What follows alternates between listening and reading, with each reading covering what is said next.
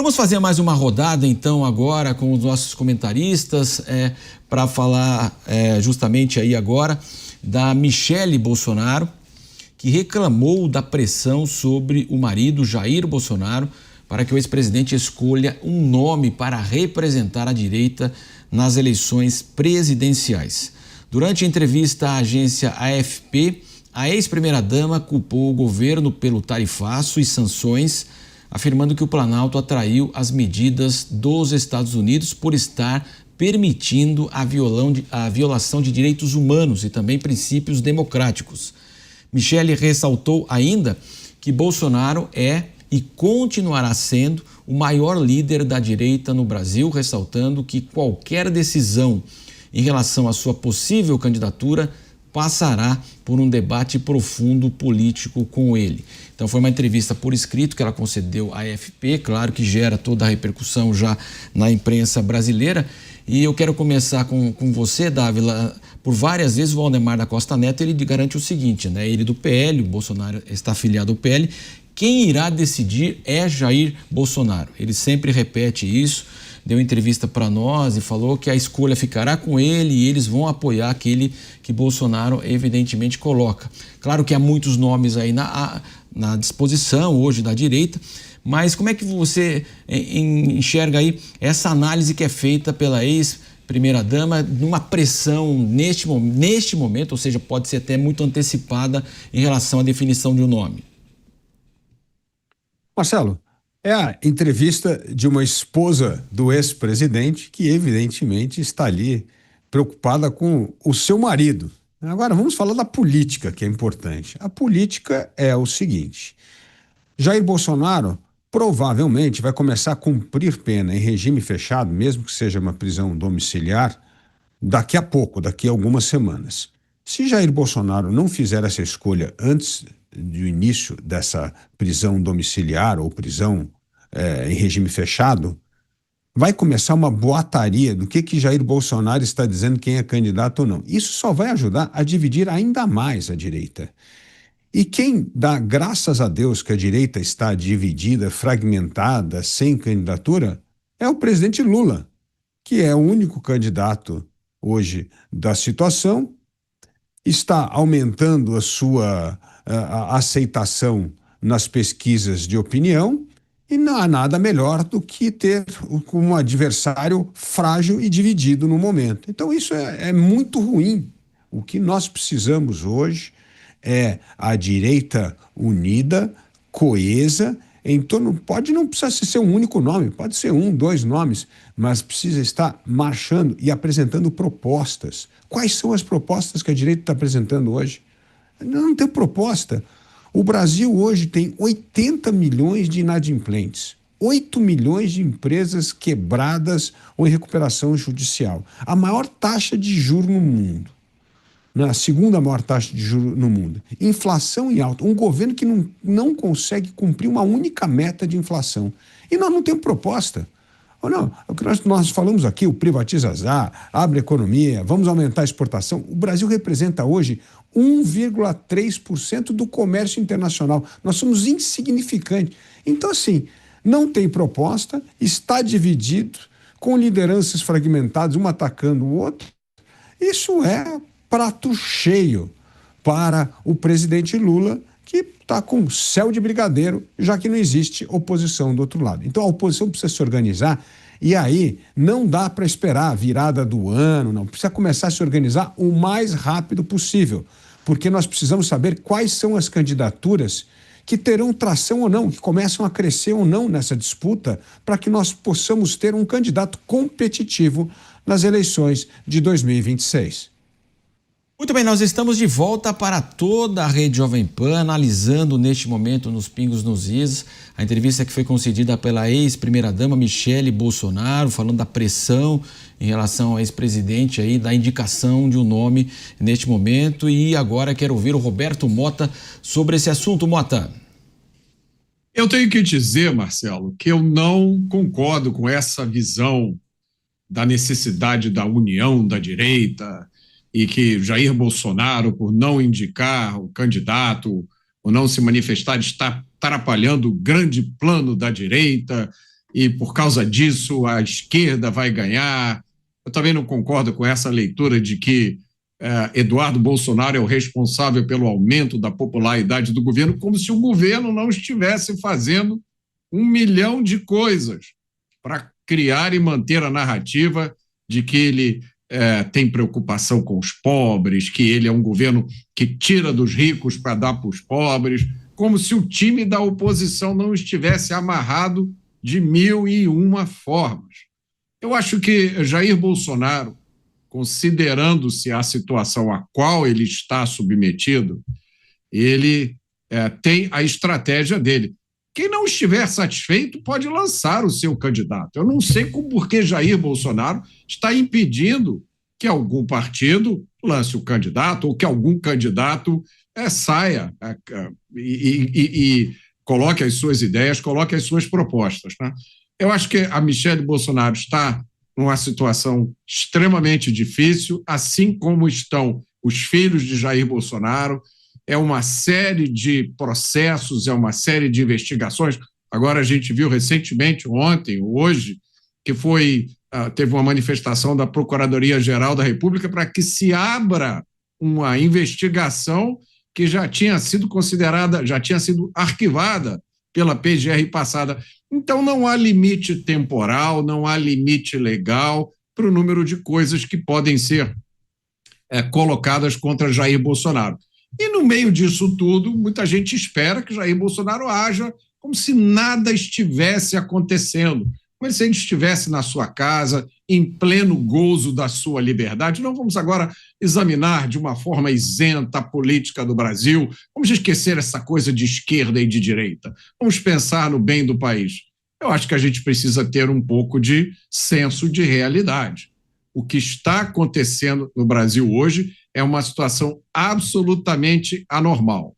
Então, quem acha que a situação está normal, que é possível se levar adiante um projeto político como se nada estivesse acontecendo, que faça isso. Jair Bolsonaro não está impedindo ninguém de lançar candidatos. Se a direita quer se unir, é Jair Bolsonaro que está impedindo essa maravilhosa união da direita, que lancem-se os candidatos, que faça-se a união. Agora, só não esqueça uma coisa, tem uma eleição ano que vem, uma eleição muito difícil e que vai ter um papel fundamental para o futuro do Brasil. Pensem nisso. Exatamente. Agora, Paulo, ninguém quer reabrir investigação nenhuma do Petrolão, né? Só tinha inocente, evidentemente, né? Como disse o Mota. Agora, queria a sua avaliação, de fato, se em Brasília é isso, quer dizer, há uma ansiedade na indicação, há um sentimento de que, de fato, a esquerda avançou, seja com suas promessas, com o seu... como é que está hoje o Congresso? Olha, a gente precisa ter empatia pelas pessoas. Você imagine uma pessoa com 70 anos, foi presidente da República, sofreu uma perseguição danada, pega mais de 20 anos de cadeia. Como fica a cabeça dessa pessoa, desse ser humano? Como fica a esposa? É claro que isso destrói. E é claro que eu penso que a maior preocupação do ex-presidente Jair Bolsonaro é a sua liberdade. A maior preocupação, isso é natural do ser humano, é inerente ao ser humano. A primeira preocupação do ser humano é se manter vivo. A segunda é a sua liberdade. E aí ele passa por tudo que ele passa e quer jogar toda a carga de responsabilidade em cima dele. Como o Mota falou, eu concordo com o Mota. Se a direita está desunida, não é culpa do Bolsonaro, ele não tem que decidir absolutamente nada. No momento que ele achar oportuno, ele vai falar: o meu candidato a presidente é fulano de tal. E quem gosta do Bolsonaro e achar que tem que votar nessa pessoa, que ele indicar, que ele fizer uma aliança, que vote. Mas isso não significa que não tenhamos outros candidatos, que não vamos ter outros candidatos da direita, do próprio centro, da própria centro-direita. Isso não significa isso, em absoluto. Então, acho que, em primeiro lugar, a gente tem que ter respeito por essas pessoas, né? E é claro que a Michelle Bolsonaro está numa situação muito difícil. É só a gente se colocar no lugar dela.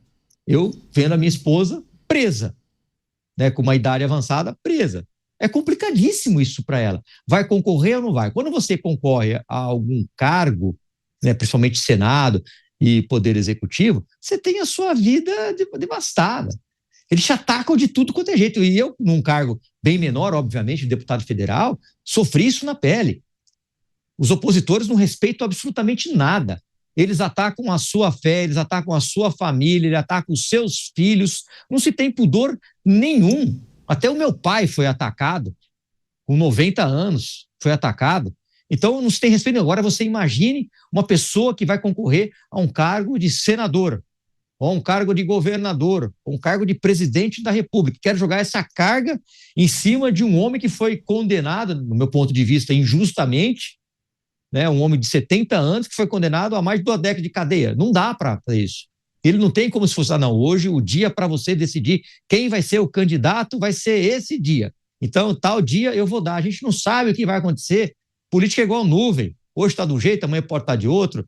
A popularidade do Lula cresceu um pouquinho, mas pode despencar amanhã novamente. A gente não sabe o que vai acontecer. Então, eu acho que agora o momento é de respeito com a família Bolsonaro, principalmente com a Michelle, com o próprio Jair Bolsonaro, e deixar que eles decidam aí, no momento oportuno, que eles acham que tem que falar, ou se tem que ficar quieto também, é direito deles e a gente tem que respeitar. Pois é, né, Dávila? Então, na sua avaliação, como disse o Paulo, é muito cedo ainda e caberá também à direita se posicionar, se organizar e evidentemente, claro que um governador aí que não pode mais ser, ele pode ser candidato à presidência com o apoio do Bolsonaro, ele é muito mais forte, seja, né, do espectro da direita, evidentemente falando. Mas o momento ainda não é de definição, ou no seu entendimento é assim, ou agora é preciso já trabalhar em acordos para que a gente possa fazer a nomeação futura, talvez, claro, não colocar agora para tomar bordoada desde já, mas já ter uma saída.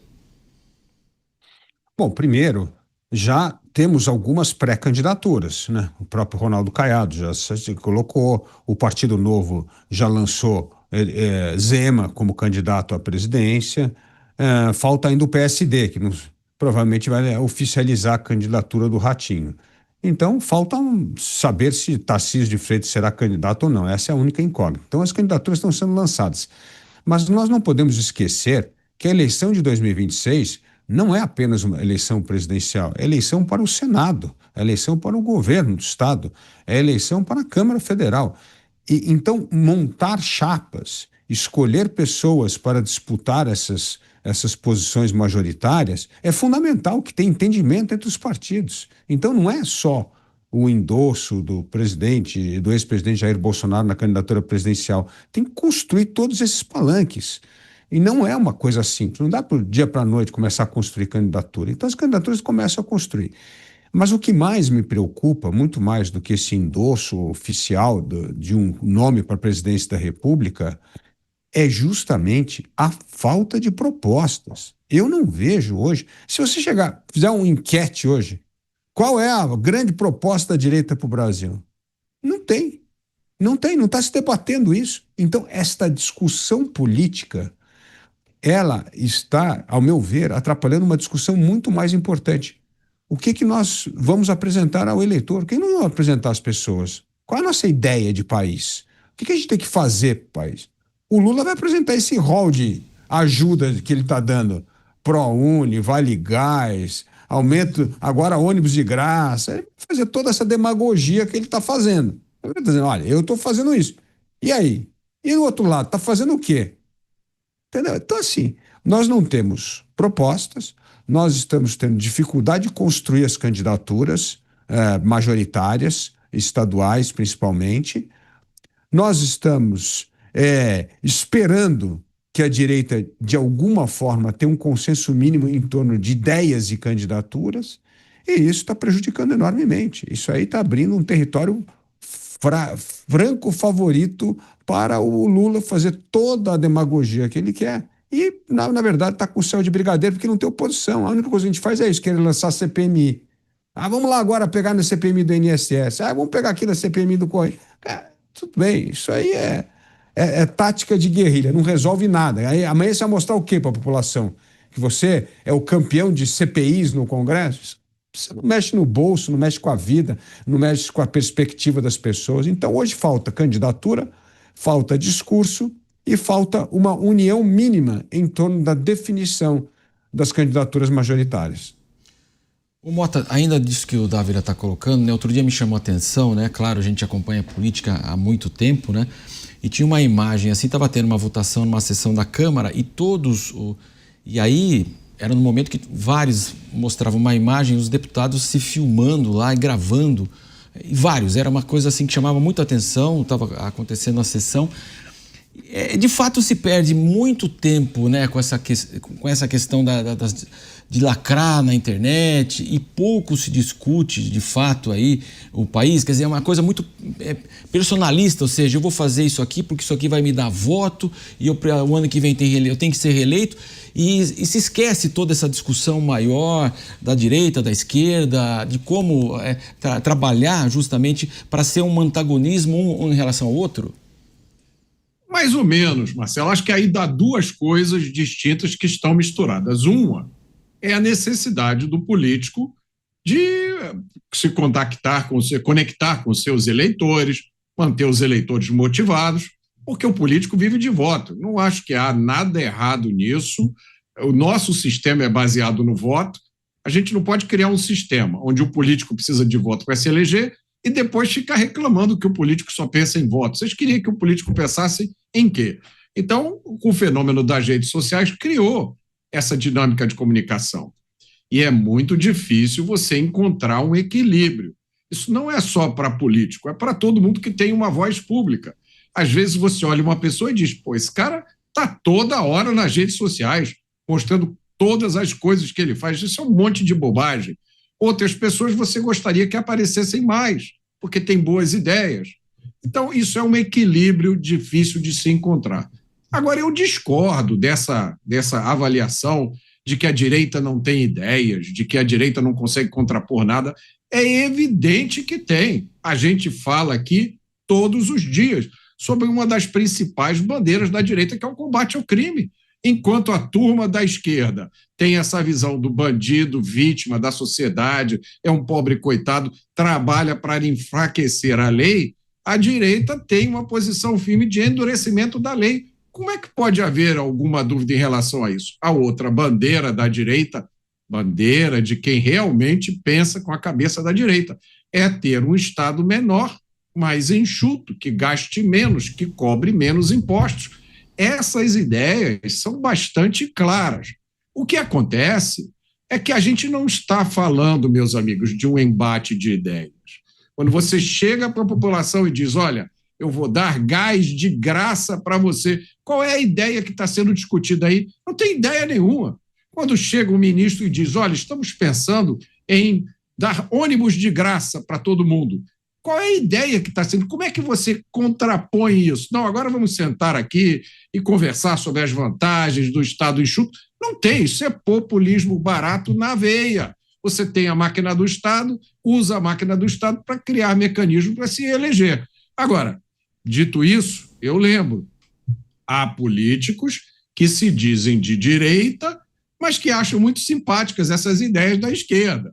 Há políticos que dizem, não, eu sou de direita conservador, mas aplaude o Estado grande, acha bacana ter estatais, porque tem ramos que são estratégicos, né? Há político que se diz de direita, mas depois da eleição, no dia seguinte, está lá na fila esperando para pegar um carguinho, né? Em qualquer lugar que aparecer. Então a gente tem que separar essas coisas, mas eu acho injusto dizer que a direita não tem ideias. Tem sim, tem ideias, eu diria para vocês. São as ideias que no mundo inteiro hoje estão em ascensão. Basta olhar para os Estados Unidos. E como chamou a atenção o Mota, Palumbo, as ideias estão colocadas aí, né? E como muito se fala também dessa fim da escala agora, 6x1, e aí a gente fica imaginando o seguinte, né? Qual vai ser a parte do governo, né? Quer dizer, então nós vamos encabeçar esse projeto e o governo vai reduzir os encargos trabalhistas para propiciar novas contratações? Não, ele vai jogar, evidentemente, para os empresários. A questão do ônibus de graça também, como o Mota colocou, surge assim e fica pairando no ar. Vai ter o auxílio gás para 17 milhões de famílias, o auxílio energia, 17 milhões de famílias, a gente multiplica aí dentro da família 4, 5 pessoas, milhões e milhões, né? Quer dizer, nós temos a Bolsa Família, LOAS, BPC. Então, essa questão mesmo agora, se eu não conseguir o ônibus de graça, escala 6x1, mas no próximo mandato talvez eu consiga, eu vou lutar para isso e vou usar isso na propaganda e tal. É isso que o Mota chama a atenção, quer dizer, essa narrativa vai ficando, né, de qualquer forma, né, Palumbo? E isso vai dar muito voto. Basta você conversar com qualquer trabalhador. Para quem tem dúvida, quando você chegar no seu prédio, pergunta para o porteiro se ele é a favor de acabar com a escala 6x1. Só vocês perguntarem. Vai dar muito voto. É populismo puro.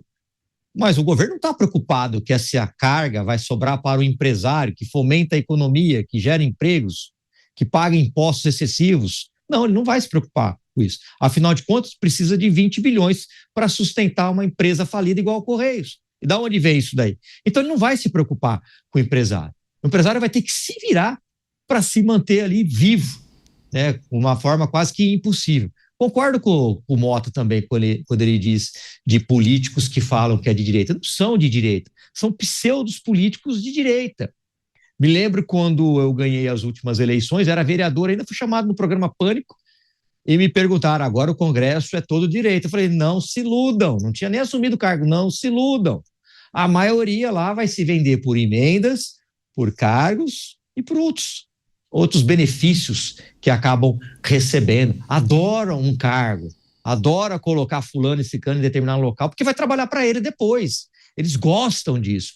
E, infelizmente, a nossa população não tem a cultura de fiscalizar o que vota cada deputado, o que vota cada senador, e depois ainda tem a cara de pau de ficar falando que, olha, errei o voto, desculpe, olha, tive um problema, eu errei o voto. Não dá para a gente acreditar nesse tipo de desculpa esfarrapada. E a gente tem que parar com essas medidas populistas. Fui contra, por exemplo, a PEC da blindagem. Eu acho que o artigo 53 ele é tão claro quanto a luz solar. Não precisa de uma PEC em cima de uma lei que já tem, que dizendo o óbvio, que o deputado é inviolável por suas palavras. Isso é tão claro quanto a luz solar. E avisei ainda alguns colegas, conversei muito com o Marcel Van Hatten, falei, estamos dando tiro no pé. É um tiro no pé.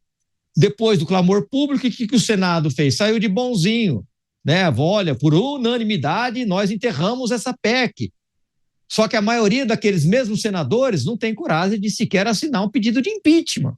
Ou seja, jogam para a galera o tempo todo. Porque a população, lamentavelmente, não é nem culpa da população, isso é cultural, isso vai anos para mudar, talvez décadas para mudar, não fiscaliza o seu político. Então a pessoa vai numa rede social e o instrumento de trabalho de muitos políticos, o meu, por exemplo, é a rede social, eu dependo disso, eu não tenho cargo no poder municipal, no poder estadual e federal, então eu preciso da minha rede social para me comunicar com a população, como a maioria dos deputados também precisam, é um instrumento de trabalho, é a extensão do meu mandato. Mas como é que você concorre, por exemplo, com uma pessoa é base do governo e tem lá 100 cargos em âmbito municipal, 200 em âmbito estadual, 300 em âmbito federal? Como é que você concorre? É muito difícil. Então, a maioria dos políticos que se dizem realmente de direita, na verdade, são pseudos direitistas. Não são. Eles vão de acordo com a conivência. O que vai ser melhor? O que vai ser oferecido? Vai ter uma votação muito importante para a gente ver se acaba com o DPVAT. Mas o governo não quer que acabe, quer que volte. Então, peraí, quanto que vai ser de emenda? Aí fica a maioria dos deputados, literalmente, de chapéu atolado, vou falar a linguagem do povão aqui, chapéu atolado, sem saber o que está acontecendo. E no meio dessa votação, dessa discussão, a gente sabe pela imprensa que vai ser oferecido lá 2 bilhões de emenda. E aí o deputado vota e depois fala, olha, me desculpe, meu eleitor, eu errei o voto. Lorota furada para boi dormir. É a velha política, toma lá, da cá, Marcelo.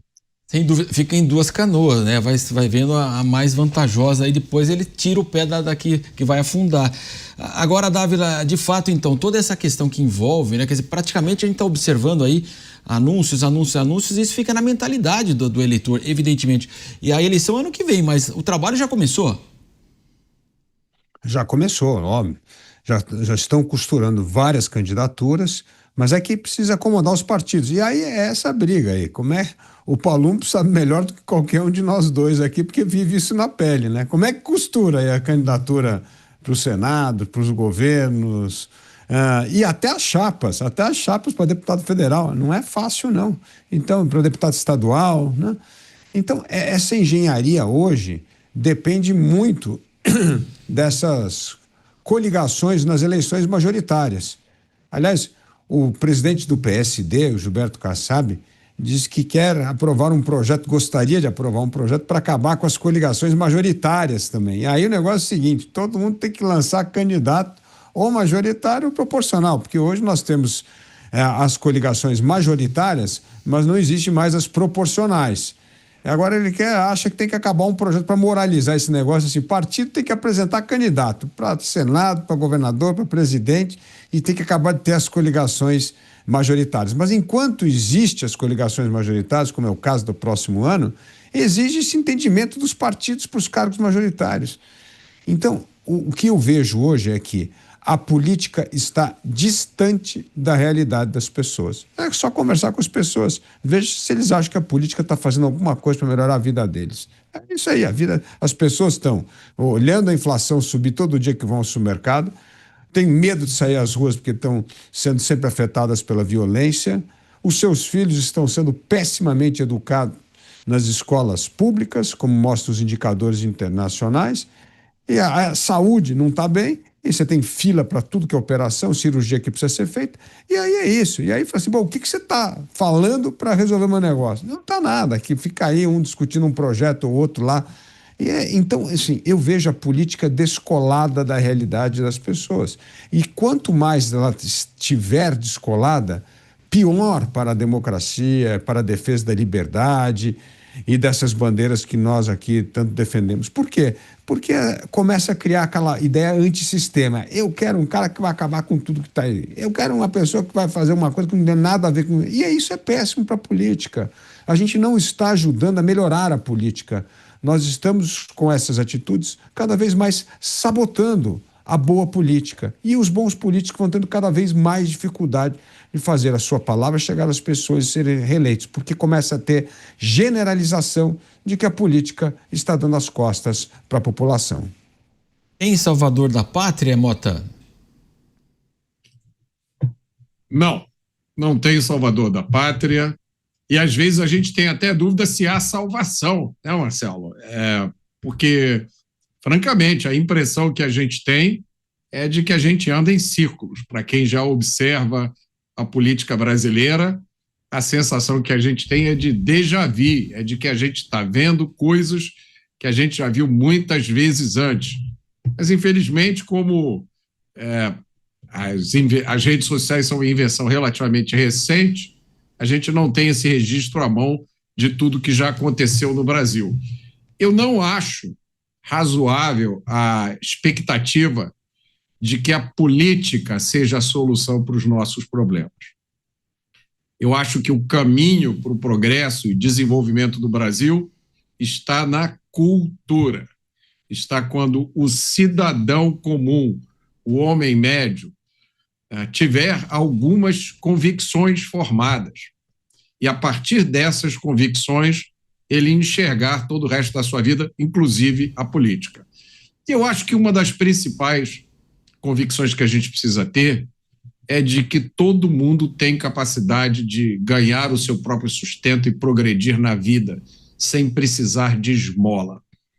A gente precisa entender que o político, seja ele quem for, que aparece na sua casa te oferecendo coisas de graça, ele tirou o seu dinheiro para comprar essas coisas e depois te dá, dizendo que são de graça.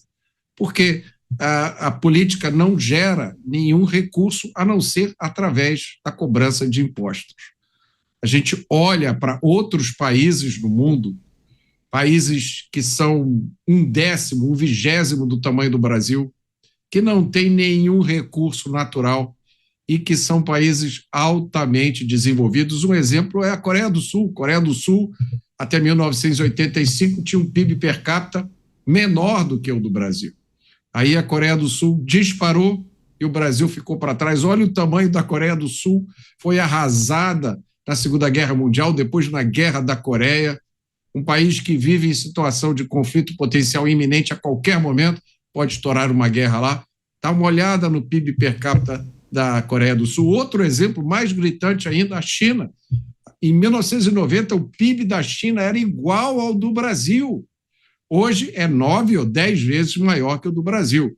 Isso porque a China é uma ditadura comunista, mas resolveu fazer uma opção por um modelo de mercado de empreendedorismo limitado, sujeito à interferência governamental, mas ainda assim um modelo de empreendedorismo. Saiu quase de uma situação feudal para um PIB 10 vezes maior do que o do Brasil. A gente continua aqui fazendo CPIs que parecem com as CPIs de 20 anos atrás. A gente vê personagens hoje no Congresso Nacional, parecem os anões do orçamento, parece aquele deputado que disse que queria uma diretoria da Petrobras, aquela diretoria que fura poço. Foi essa diretoria que o presidente me prometeu. A gente continua escutando as mesmas coisas. Então, caro espectador, caro ouvinte, a saída para o Brasil, se existe alguma saída, e eu acredito que existe, não está nos políticos, está em você. Muito bem, vamos agora para uma rápida parada e já já voltaremos com mais informações aqui em Os Pingos nos Is. É rápido, eu aguardo você.